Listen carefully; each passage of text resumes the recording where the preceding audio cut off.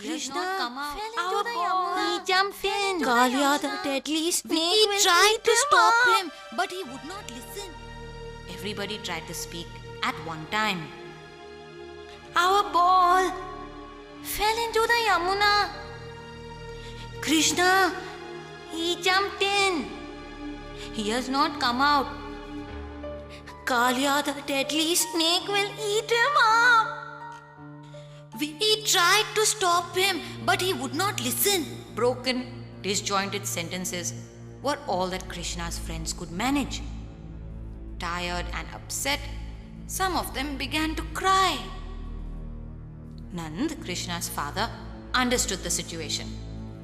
Gathering the villagers, he set off for the river bank. People left their homes, leaving whatever they were doing, and ran towards the river bank. The only thing they cared about was Krishna's safety.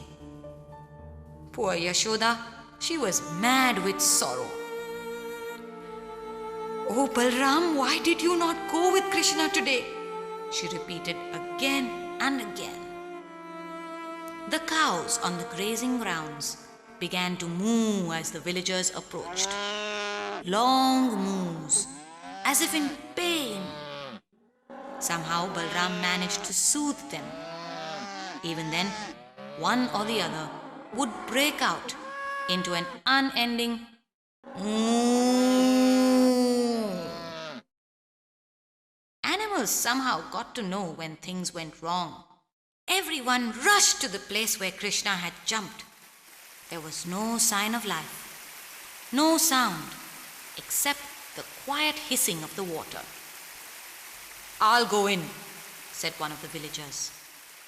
"I'll come with you," said another. "Don't worry, Krishna will be all right," said Balram. He was the only one who did not seem too worried. "Oh Balram, why did you let him go alone?" Yashoda started scolding him yet again. Just then, someone pointed to the river. "Look! Something's happening!" Sure enough, something was happening. The river that appeared so dead a few moments ago seemed to be coming to life. Little ripples soon turned into huge waves as the water swirled one way and then the other. The waves jumped up angrily and sank with huge splashes. Women held onto one another, and poor Yashoda, she wanted to jump in to look for her son. "My darling child, let me go and look for my baby," she cried. As the river rolled and tossed, dark clouds began to gather in the skies. The sound of thunder made the ground shake. Lightning split the sky. It was as frightening as it was sudden. What is this? What could it mean? Has something happened to Krishna? "Where are you, Krishna?" The whole village moaned. Where indeed was Krishna? He was at the bottom of the river Yamuna.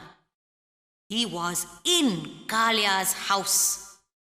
As he jumped into the water to look for the ball, Krishna swam deeper and deeper into the river. There he saw some hazy shapes, which he realized were houses. Houses at the bottom of the river? The thought amused Krishna. He swam into one and then to another. It was a strange place. Stone beds, chairs, and tables stood in the rooms. Some beds were occupied. Snakes of different sizes lay asleep on them. From one house to the other swam Krishna. but he did not find the ball. At last, he swam into a house much, much bigger than the others. It appeared to be a palace, and on an enormous stone bed lay Kalia, the 10-hooded snake, shining and shimmering, his black body coiled and slithered. He lay with his massive heads on the bed, and his huge hoods hissed and breathed fire while he slept. His long black tail trailed on the floor. Right there, between the coiled body of Kalia, was the ball that Krishna was looking for. Krishna moved towards it, grasped the ball, and tucked it into his waistband. Swish! The serpent's tail lashed out. Kalia wrapped his tail around Krishna and drew him towards his hoods. Kalia the snake, who dare get me away? I'm the king of the river. At my sight, people shiver. I'll squash you with my tail. You'll squirm and you'll wail. An example you'll be for all your friends to see. So no one dare awake mighty Kalia the snake. Hiss.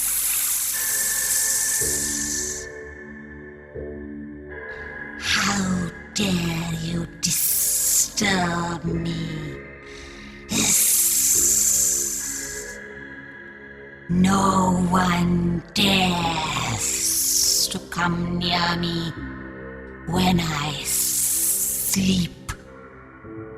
Soon I will eat you up with one small gulp. And he bit Krishna with one of his fangs. Wonder of wonders! The poison would not harm Krishna.